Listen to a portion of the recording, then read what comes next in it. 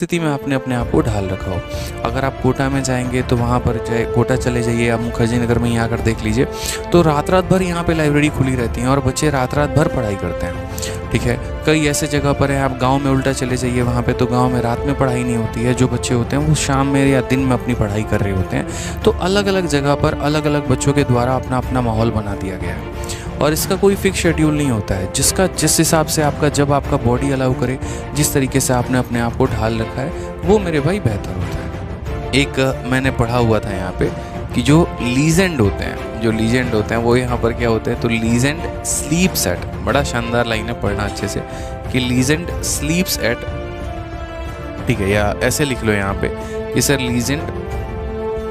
Legend जानते हैं ना किसको बोलते हैं, ठीक है, बहुत लीजेंड आदमी हो तुम ऐसे, तो legend wake up at 4 AM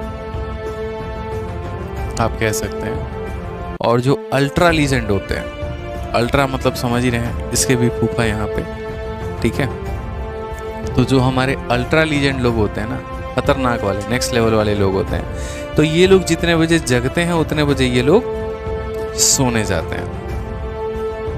they sleep at 4 AM। तो मैं यहाँ पर लीजेंड लोगों की गिनती में नहीं आता हूँ, मैं अल्ट्रा लीजेंड लोगों की गिनती में आता हूँ। ठीक है, जहाँ पूरी दुनिया 4 बजे उठती है तो वहाँ हम 4 बजे सोने जाते हैं। हालांकि एक बात सत्य है यहाँ पे कि सुबह उठकर पढ़ाई करने से चीज़ें थोड़ी ज़्यादा याद रहती हैं, या सुबह का पढ़ा हुआ इंसान जो है वो ज़्यादा समय तक रिटेन रख पाता है, वो एक मेमोरी की मेरे भाई बात है यहाँ पे।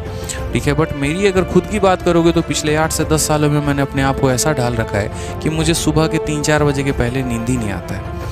ठीक है, और नींद नहीं आता है तो बस नहीं आता है, तो मुझे रात में काम करना अच्छा लगता है। इसकी एक छोटी सी कहानी भी थी, इसके पीछे का एक छोटा सा राज भी है, और वो राज यहाँ पर ये है कि जब हम